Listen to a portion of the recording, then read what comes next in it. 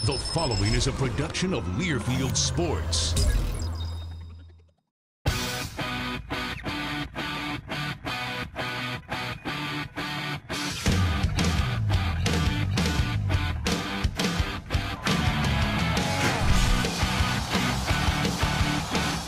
Double pass going to Samuels, right side of the 5, into the end zone. Touchdown, Wolfpack. Cutback. It's a sprint to the pylon. Touchdown, Matthew Dave. Go, take what you want. Are you ready to hit the fun?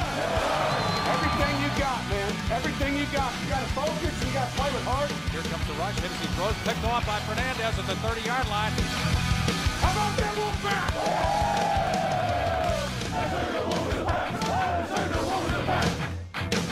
Wolfpack! The Dave Doeren Show is presented by North Carolina's Touchstone Energy Cooperatives, proud to sponsor Wolfpack Athletics, and by Coke Zero, real Coke taste, 0 calories. Welcome. This is the bye-week edition of the Dave Doeren Show. He is, of course, the head coach of the NC State Wolfpack, Dave Doeren, and I'm Tony Haynes. An open date for NC State this weekend at the halfway mark of the season. The Wolfpack is 4-2 overall, 0-2 in the Atlantic Coast Conference. And Coach, this open date afforded you and your staff the opportunity to do a mid-season assessment. What did you turn over during that evaluation? There's a lot of things, when you look back on the 6 games, you take the positive things that you're doing and you look at the negative things, and some of them are play calling, some of them are scheme, some of them are execution of the scheme. There's a lot of things that we want to work on. And you look at the guys that are making plays and you bring the players in individually, and you sit down with them and show them their positive things that they've done. You show them their growth. You also show them the things we need them to get better at. For me, we got to be more balanced on offense. We need more explosive plays to score more points. Defensively, we've forced 12 fumbles and only gotten 2 fumble recoveries. We need more turnovers or takeaways to help our offensive field position. Very pleased with our special teams play. I think we're playing better there in those all 4 phases, really. The kickers, the punters, the returners. So that's been a positive, and just really 4 quarters. We're starting fast, we're finishing strong in a lot of ways, but in between, we got to stay on course. Coach, people forget it's been a long haul for your players. I mean, they've been at this since preseason camp in early August with very few breaks. So I know first and foremost during the open date, you wanted them to take a couple of days off. But when you brought them back together for practice earlier in the week, what was your core message? We talked a lot about just staying on task, and I think that's the biggest thing. You work hard and you create what you want being 4-0, and then you get into games and adversity changes, and we can't let something get us off the course we need to be on and our focus. And we've got to be able to handle, the injury situation we had on the O-line a little bit better. And but the main thing was just understanding that we can be what we want to be, and there's a lot in front of us. There's 6 more games, and to stay the course and let our depth compete a little bit in practice this week, and I think that's been good. A trip to Wake Forest coming up next Saturday, a preview of that game coming up a little bit later on. We'll also have a feature on NC State's hardworking student managers, plus Wolfpack football by the numbers. It's a busy show. Stay with us. This is the Dave Doeren Show.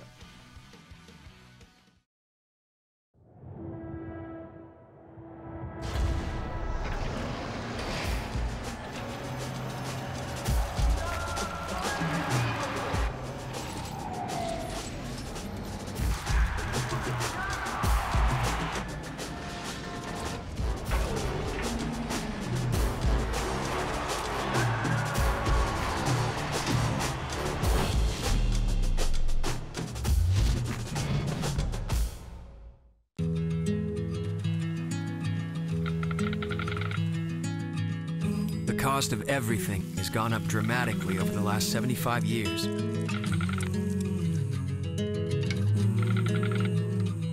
With one exception, keeping electricity affordable. That's the power of your co-op membership. Learn more at togetherwesave.com. North Carolina's Touchstone Energy Cooperatives, looking out for you.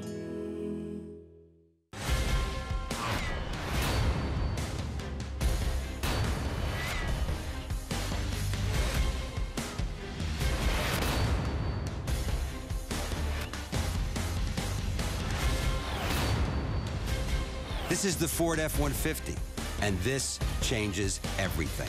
Get a 2015 F-150 with 0 for 72 or get up to $92.35 total savings only at your Carolina Ford dealer. Our farm is a family business. Most hog farms are family farms. I've been around the farm all my life. When I graduated from college, I just decided this was what I wanted to do. She has come into the family business. She'd rather be down here than anywhere else. We take care of our land. Our land's what makes our living. Our hogs are well taken care of. It works. We make it work. She loves what she does, and she gives it 150%. I'm Megan Spence, and I'm a North Carolina hog farmer.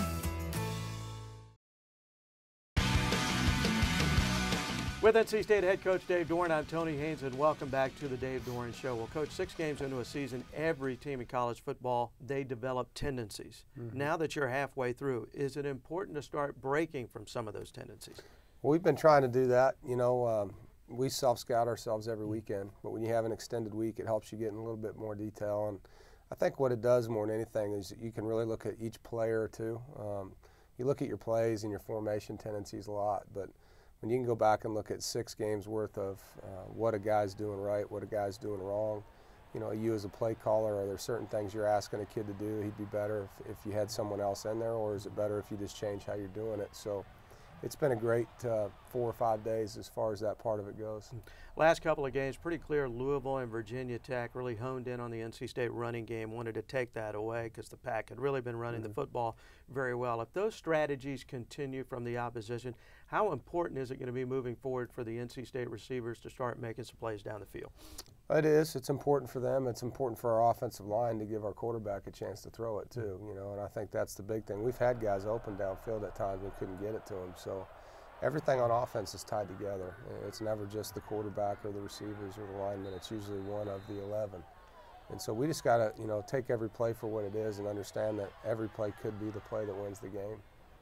I know a source of frustration for you and Coach Huxtable is the fact that 6 games in, the NC State defense only has 5 takeaways. Yeah. Now, as you reviewed the film, the tape of the first 6 games, was it even more frustrating because you saw a lot of close calls there? Well, we've had the ball hit our hands and dropped 5 times, and we've forced 12 fumbles and recovered 2. So to me, it's about taking advantage of putting your body in the position to make those plays. Sometimes the ball bounces right back to them, and there's nothing you can do about that. You just got to keep forcing them. But when an interception comes your way, and I think we can create more interceptions by having tighter coverage underneath. You know, our over-the-top coverage has been pretty good, but our underneath coverage at times is not, and we got to give our D-line a little bit more time to get there. 6 games in now, you know your personnel pretty well.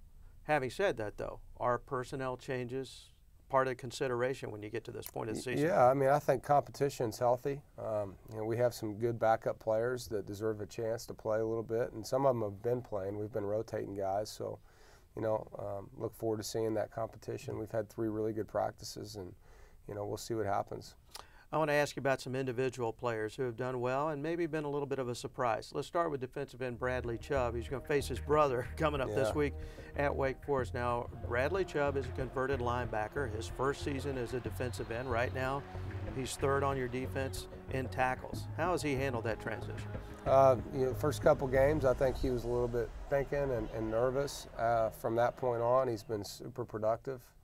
He always has had a great motor. He cares a lot. He practices hard. He's got a great future here, and excited for him. You know, statistics don't always define defensive tackles because they're caught in the middle and they're getting double teamed. But you look at the stats with B.J. Hill. He's 4th on the team in tackles, and he leads NC State in tackles for loss. Has he become the load in there that you expected to see? B.J.'s a great technician and a student of the game, and puts himself in position to make plays because he's consistent. And he's had a couple missed opportunities too where he could have even more. And so we're really excited about what he's doing, but know that he's even got more in front of him. Let's get to a guy that might be a pleasant surprise for some. I don't know about you, but corner Mike Stevens. Yeah. He's come on, he's played more and more each and every week. He seems to have tremendous ball skills. In fact, he leads NC State secondary right now in pass breakups. Has he been a pleasant surprise for you? He is doing what I hoped he would do. He's had the ability. He was a little immature when he got here mentally, and he's grown up a lot. Proud of him for that, and I think he's a very talented corner. He's confident. He's a 1,000-yard receiver in high school, so he's got really good ball skills, and he judges the ball well when it's in the air. And It's one of those guys that plays with body control, so you don't see him getting a lot of pass interference calls because of that. You started the season with question marks about the offensive line, kind of moving guys around, trying to figure out what you want to do. And I suppose halfway through you still have some of those question marks. You open the season with a redshirt freshman at right tackle, Will Richardson. Have these first 6 games been a real eye-opening experience for him? You know, Will's done well at times, and you know, our right side in general, I think Tony and Will need to play better, and they know that. We expected Will to make some mistakes. He's young, and but he plays hard, and that's the thing I like about Will. You know, he gives great effort.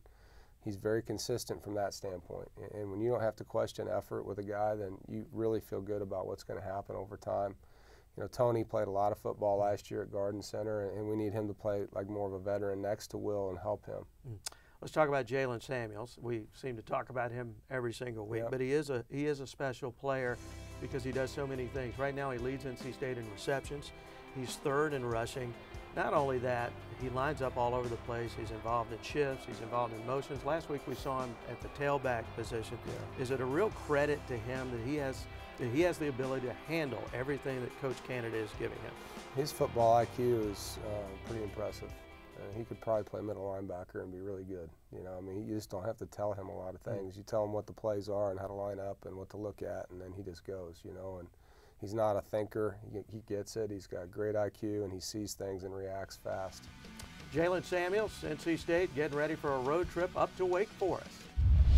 Now at the halfway point of the 2015 season, let's take a look at NC State football by the numbers.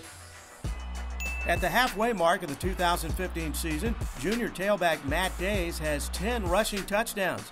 Days remains on a pace to break the school record held by T.A. McClendon, who tallied 18 rushing touchdowns in 2002. End zone, touchdown State.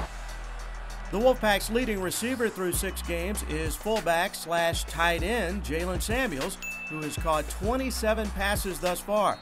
The last non-wide receiver to lead NC State in receptions for a season was tailback Ray Robinson, who caught 52 balls in 2001. Quarterback Jacoby Brissett had thrown 241 consecutive passes without an interception before he was picked off in the 4th quarter of last week's game at Virginia Tech. Brissett's streak was the 3rd longest in ACC history. Former Pack quarterback Russell Wilson still owns the conference mark with 379 straight passes without an interception. NC State has gotten points 93% of the time this season when it has entered the red zone. The Pack has scored 50 of 54 times when it has driven the ball inside the 20. 44 of those scores have been touchdowns. The NC State defense has given up only 7 points in the 4th quarter this season. Prior to last Friday's game against Virginia Tech, the Wolfpack had shut out its previous 5 opponents in the final period. Jackson to throw. He's going to be sacked back at the 9-yard line. The Wolfpack is averaging 206 rushing yards per game. Last season, State averaged 204 yards per game on the ground, a school record. NC State's leader in tackles for loss happens to be a defensive tackle. Sophomore B.J. Hill has 5.5 TFLs this season. In 3 home games this season, NC State is averaging 57,156 fans per contest. The Wolfpack currently ranks 4th in the ACC in average attendance. Good job, Pack fans. Linebacker Arius Moore currently leads NC State in tackles with 32. Over his last 2 games, Moore has 19 stops. Did you know the NC State record for tackles in 1 game is held by Pat Teague? The former Wolfpack linebacker made 26 tackles against Virginia Tech back in 1986. What are people going to think of our new buttermilk crispy chicken? Let's find out. It's probably the best sandwich I've ever had. It's super crispy, but it's also really juicy. So would you guys come back? Yeah. Here's our card. It's McDonald's. Oh, get out of here. Try some buttermilk crispy chicken. It's right around the corner at McDonald's. You know, I still can't believe McDonald's is serving breakfast all day. It doesn't get any better than this. Uh-oh, dead air. Go to commercial. It's time for the new all-day breakfast menu at McDonald's.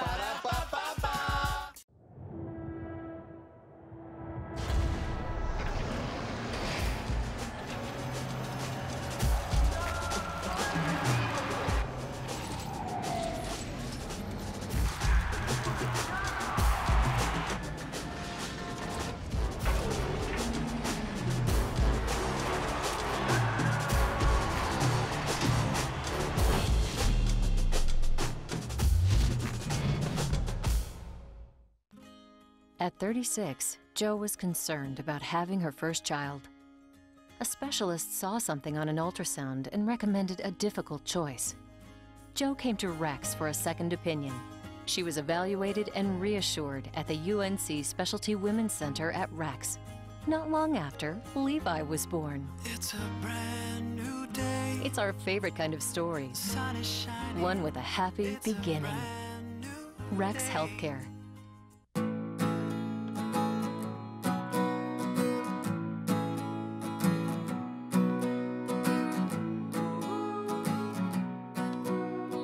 The best part about being a member of a Touchstone Energy Cooperative is that it's your Touchstone Energy Cooperative. Learn more about the power of your co-op membership at togetherwesave.com. North Carolina's Touchstone Energy Cooperatives, looking out for you.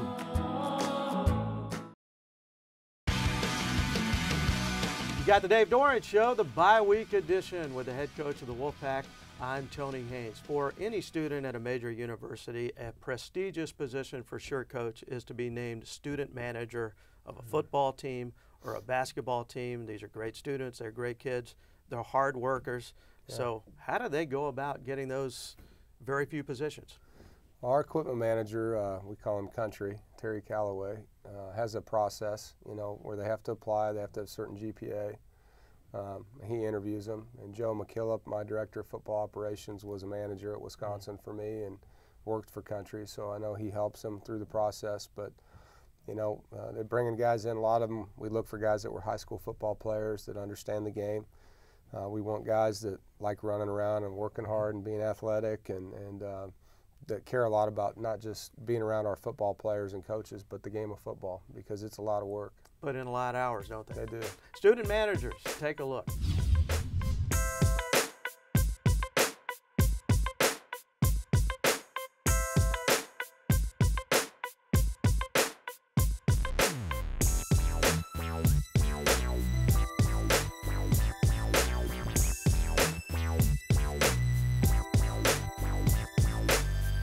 Usually before practice, we will have assigned duties to everybody. We'll have people spotting the ball, holding chains, pulling personnel cards, doing whatever the coaches need in order to help practice transition smoothly. Obviously with class schedules and stuff, we have to communicate, make sure who's here, who's not, and if someone has to leave early, someone has to pick up the slack. Well, usually we get a script from the graduate assistants that has all the drills and all the practice schedule laid out. Usually we go off of that based off of what we need for individual and what we need for team and scout session. So we usually just communicate with the coaches and grad assistants as far as what we need. Well, game day, we usually come in about 4 or 5 hours early before kickoff. Usually we're setting out jerseys in the locker room, setting out their pants, putting jerseys on their shoulder pads, getting everything ready as far as that. Usually we're out on the field about 2.5 hours before kickoff starts. Some quarterbacks, wide receivers come out, want to warm up. We're out there with footballs and anything else they might need.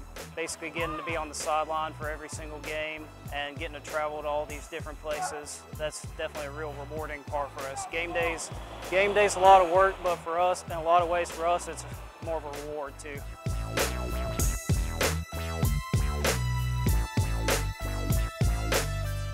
In practice, I'm really just a floater. I just watch and make sure everything's going well. Making sure everybody's where they need to be and when they need to be there, because we need to be a step ahead of practice and what's going on. During games, I follow Coach D around, make sure he has everything he needs. Travel, I'm on the advanced crew, so I go down early with 6 other guys, and we make sure the hotel's set up, make sure the locker room's set up, because team usually goes to the stadium beforehand and make sure so they can see the field and where the locker's going to be during the game. My most memorable part, I'd have to say, was probably the bowl game win. I'd never been to a bowl game before, and being a lifelong state fan, getting to be on the sidelines for a big win in which we had a big improvement over the previous year. That was definitely a kind of a crowning achievement for us.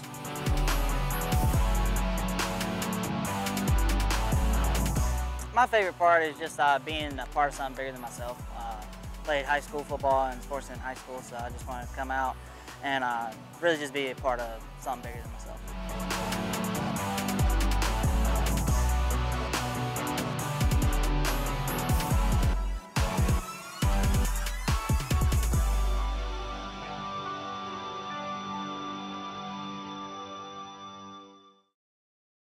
What are people going to think of our new buttermilk crispy chicken? Let's find out. It's probably the best sandwich I've ever had. It's super crispy, but it's also really juicy. So would you guys come back? Yeah. Here's our card.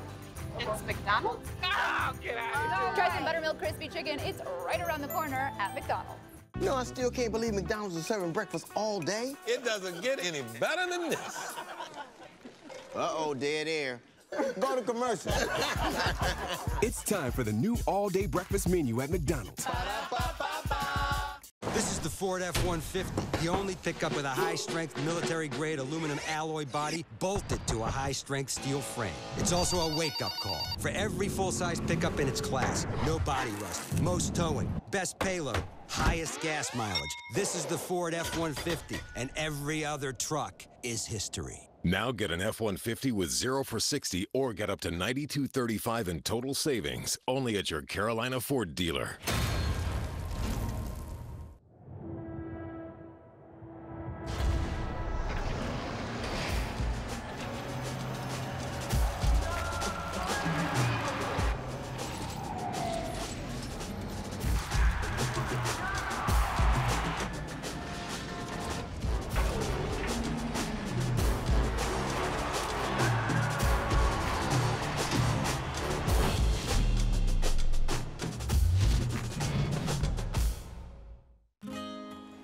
We could show you impressive images of the technology we employ with dramatic success at Rex Cancer Center, or footage of our team of cancer specialists and the many examples why people choose Rex for excellence in healthcare.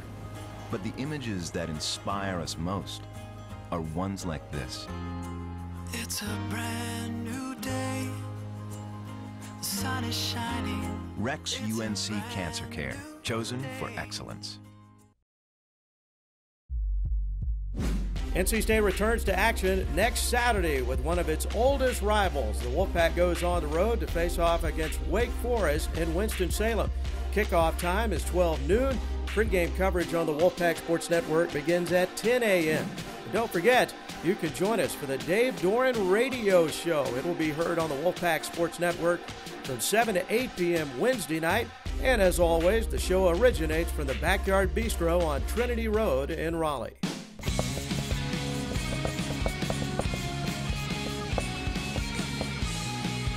The Week 7 Scouter Report is the Wake Forest Demon Deacons in the Atlantic Coast Conference. Yep, NC State going on the road. Haven't won there since 1995, but these kids don't care. But the most important thing is the second half of the season begins. 6 games in the bank. Now it's time to start. All the game film you have on yourself, take that in, think about it, know what you have to do as a player as you prepare for the second half of the season. Don't make the same mistakes you did in the first half. Get the second half and be smarter. Freshmen, hey, you're not a freshman anymore. You're now a sophomore. The upperclassmen, play like that. Get healthy. The Pack's been able to do that, and you get to take on Wake Forest. Are they a rivalry? Yes, but there's a lot of similarities with these programs, bringing in a new coaching staff and how these teams play. Yeah, I like the way this team lays out. So let's talk about their offense. Not the strong suit of this team for sure. They don't score a lot of points, but they're young. Look at this. Out here, number 15, wide receiver, Cortez Lewis. Redshirt freshman, leads the team in reception, makes a lot of plays. Younger kid, we got a slot here. These guys are young. They're freshmen. They have a lot of freshman wide receivers who are going to catch a lot of passes. They throw the ball all over the yard. The main guy we want to see over here, number 80, KJ Brent, 6'4", graduate. He's an older fifth-year senior. He's the guy you want to focus in on. You're going to have to play press coverage out here to really keep these guys in. They got 2 quarterbacks they're going to play. Just don't have a lot of confidence in these guys because their big focus is their defense. Yeah, this is where they make hay. I mean, anybody who wins a game 3-0 at Boston College, when you score 3 points and win, it's because of your defense. So we're going to start with the free safety. They call him the whip, okay? The whip is Ryan Jandian, number 22. He makes a lot of plays. A lot of times it's because they have broken down coverage up front. But the reason they trust him is because they're going to run a very extravagant blitz package. Okay, we got end nose tackle. They call this guy the drop. Now, he looks like a defensive end sometimes, but there's a lot of times he didn't even put his hand on the ground.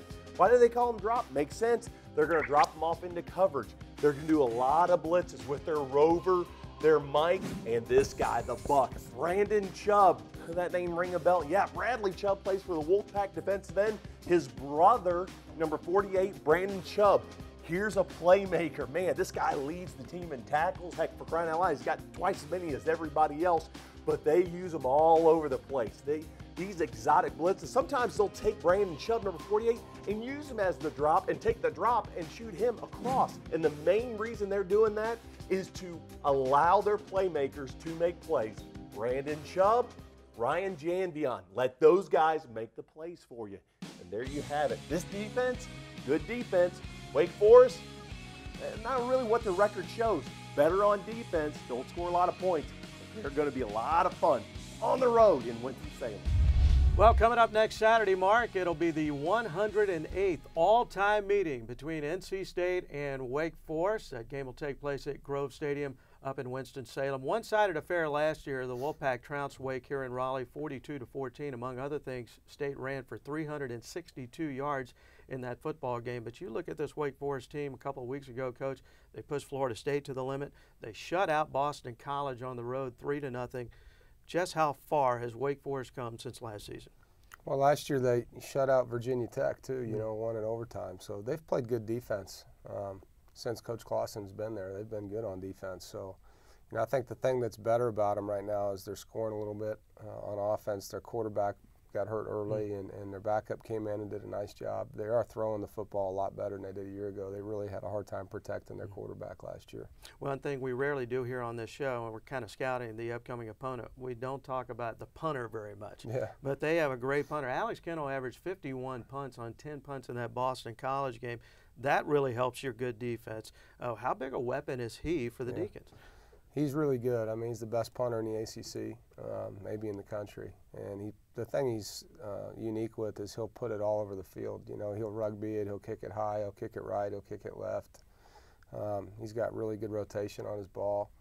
And they've got a lot of formations they make you adjust to. So, you know, he's a pretty good player for them and a field position guy for sure. All right, Coach, second half of the season begins at Wake Forest next Saturday. And, of course, next week right here, we'll be back with a recap on the Dave Doeren Show. Going to Samuels, right side of the 5, into the end zone. Touchdown, Wolfpack. A cutback. It's a sprint to the pylon. Touchdown, Matthew Dave. Go, take what you want. Are you ready to head for fun? Everything you got, man. Everything you got. You got to focus. You got to play with heart. Here comes the rush. Hennessy throws, picked off by Fernandez at the 30-yard line. How about that, Wolfpack?